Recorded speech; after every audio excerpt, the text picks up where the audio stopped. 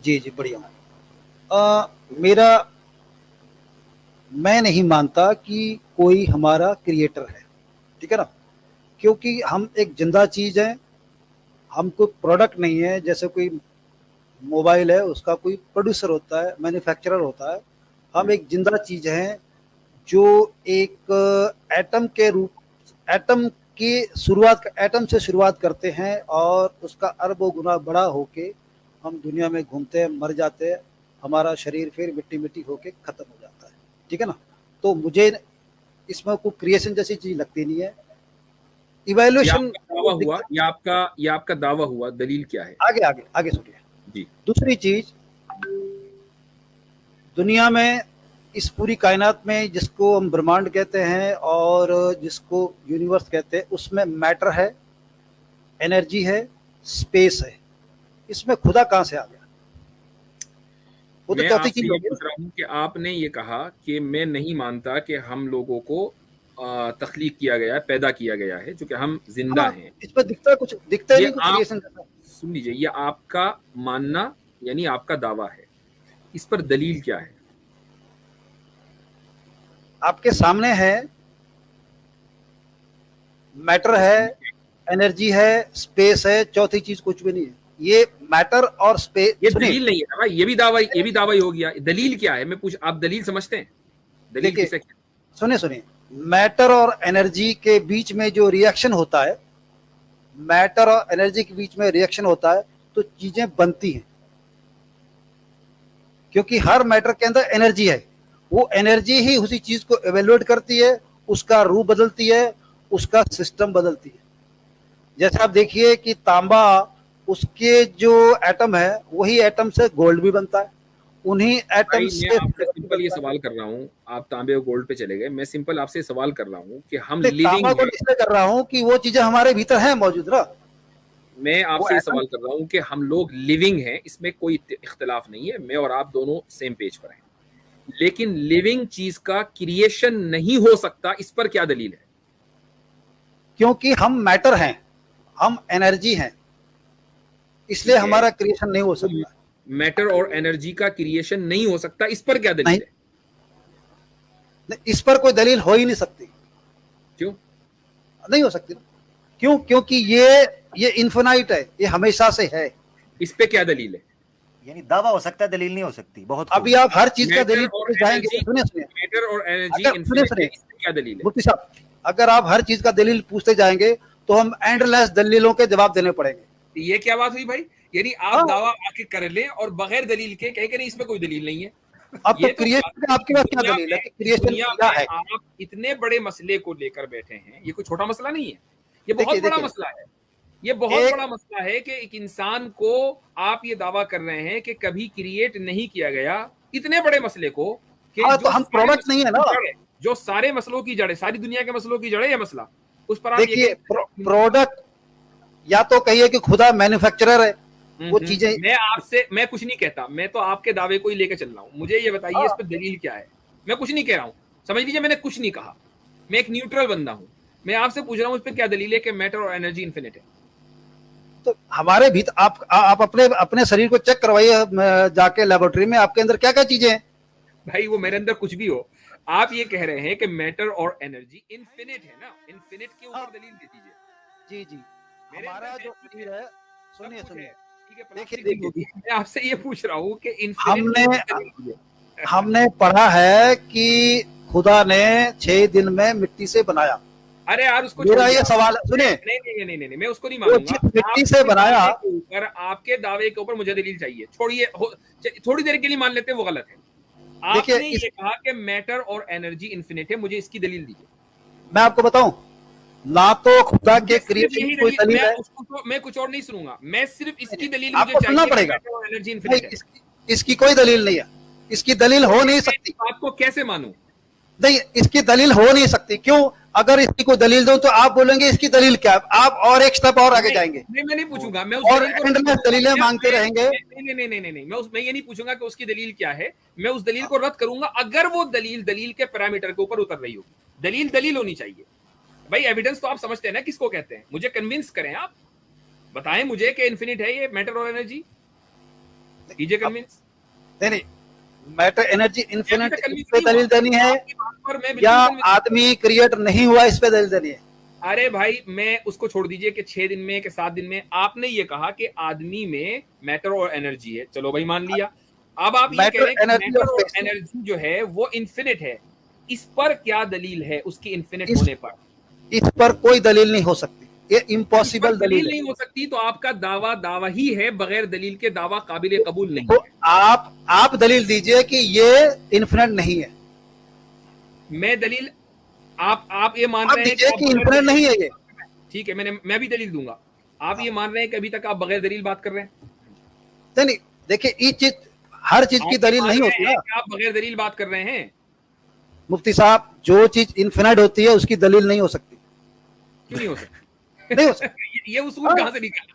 ये उसूल असूल कहां से की बात निकाला? है। देखिए, जो चीज इन्फिनिट है उसकी फिर इन्फिनिट नहीं रहती ना, अगर दलील हो गई तो। आपको डोमिनो इफेक्ट पता है पता है, क्या है, बताइए। आप लाइन से हजारों ईंटें रख के वापस उसी ईंट पे एक को धक्का मारते घूम के उसी ईंट को गिराएगी, यही है ना?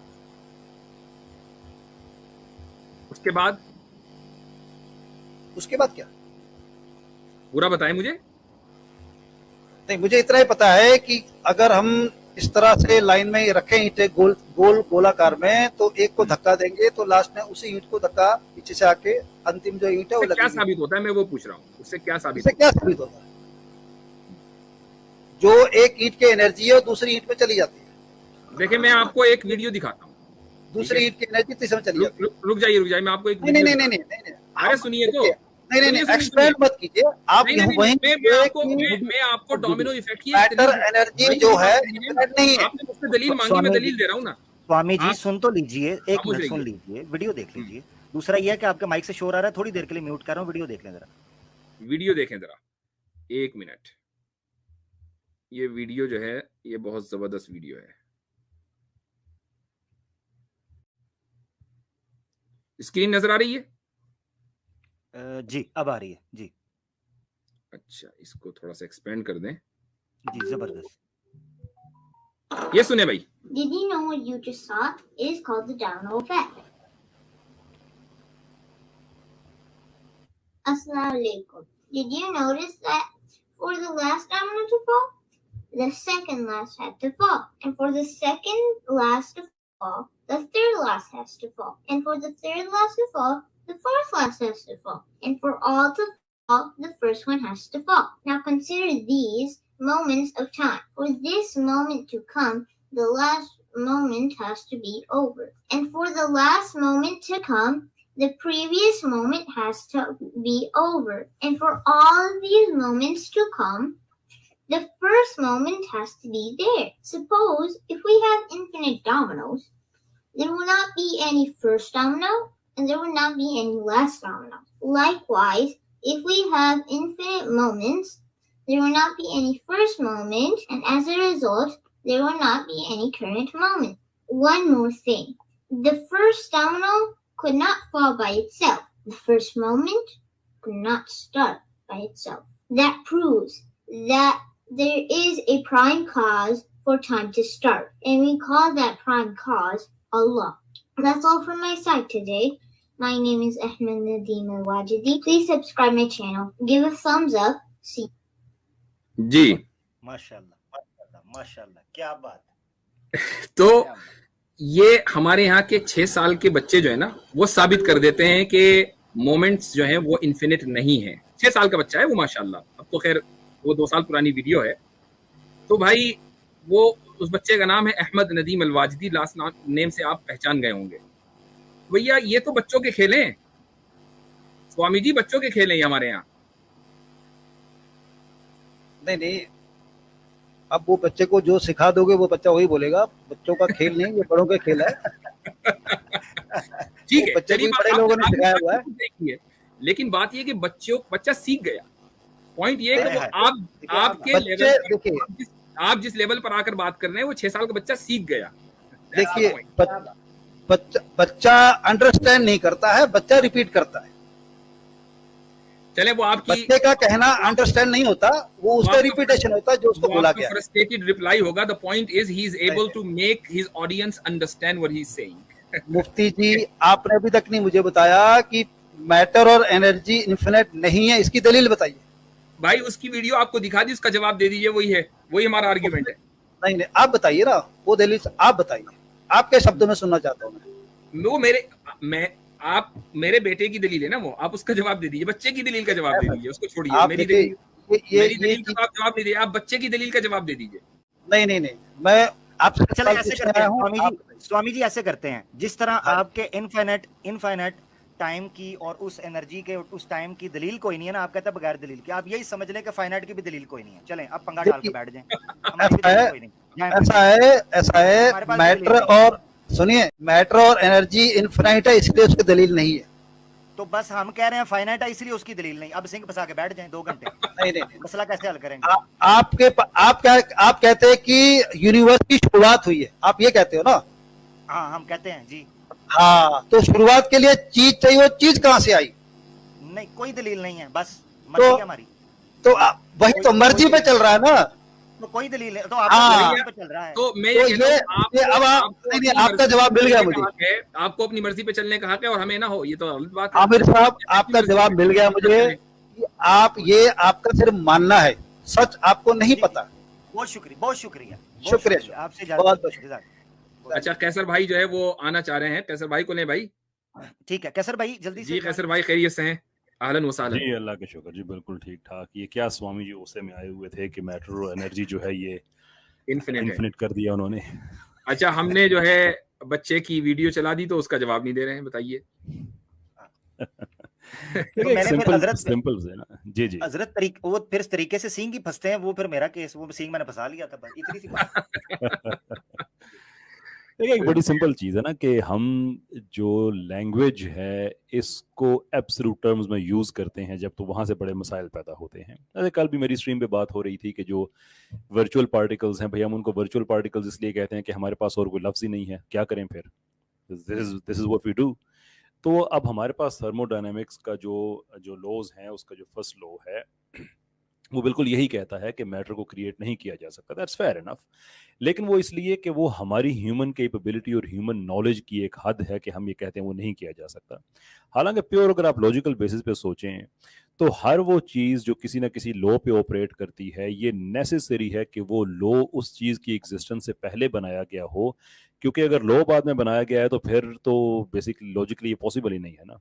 तो अगर ये लॉ है कि मैटर अपनी फॉर्म चेंज करके एनर्जी में और एनर्जी अपनी फॉर्म करके कंडेंस होकर मैटर में चली जाएगी, तो इसका मतलब ये है कि ये कानून उस वक्त बना जब मैटर का वजूद नहीं था। It necessarily requires it. ये नहीं हो सकता कि मैटर बन गया और मैटर ने बनने के बाद फिर फैसला किया कि मेरे अंदर ये कानून होना चाहिए कि मैं अपनी फॉर्म चेंज करके एनर्जी बन सकता हूँ, मैं डिस्ट्रॉय नहीं हो सकता, वगैरह वगैरह वगैरह। तो अगर ये कानून पहले से मौजूद था तो इसका मतलब है कि एट सम पॉइंट मैटर फिर वजूद में आया और वही उसका स्टार्टिंग पॉइंट है। सही। हमें नहीं पता तो हमने थर्मोडायनेमिक्स के लॉ पे ये लेबल अप्लाई किया। दैट इज नॉट टू से कि जो हमारी इनकेपेबिलिटी है वही खालिकुल आलमीन की भी इनकेपेबिलिटी होगी। सो ये थोड़ी सी अभी हमें चीजें अपनी अपडेट करने की जरूरत है, बट होपफुली वन डे समझ आ जाएंगी हमें। जी हाँ, बहुत जबरदस्त। आउटडेटेड डाटा था इनका। ये तो इमाम गजाली के जमाने में कदीम अल आलम की बहसें चला करती थी, ये तो अब आ गए। नहीं आमिर भाई, असल में मसला ये है कि ये हिंदुइज्म की बुनियाद है। हिंदुइज्म में जो ये जो यूनिवर्स है ये कदीम यानी इटर्नल है, इसकी कोई शुरुआत नहीं है। अब मसला क्या होता है कि अगर कोई हिंदुइज्म में बिलीव करता है, अगर वो ये कहे कि जी मैं हिंदुइज्म में बिलीव करता हूं, तो उसको पता है कि वो फंस जाना है, वहीं पर फंस जाएगा। एकदम उसको 10 क्वेश्चन इस तरह के होंगे कि वो उसको पानी नहीं मिलेगा। तो वो क्या करता है कि वो इधर उधर की बातें करके वो कहेगा कि जी मैटर जो है वो इन्फिनिट है, ताकि वो अपने जो उसकी मजहबी तालीम है कि ये दुनिया जो है ये कायनात इटर्नल है, उसको वो साबित कर सके। सिंपल सा फंडा ये है। तो ये जो साहब आए थे और ये कह रहे थे कि इंसान को क्रिएट नहीं किया गया, उसका मकसद ये था कि ये साबित कर दिया जाए कि ये यूनिवर्स इटर्नल है। जबरदस्त। अच्छा हजरत, आपके तो इल्म में होगा कि ये हुदूसे वेद यानी कदीमे वेद के भी कायल हैं कि वेद भी जी हाँ, बिल्कुल वेद के उसके कदीम होने के कायल हैं, बिल्कुल सही। जी हाँ,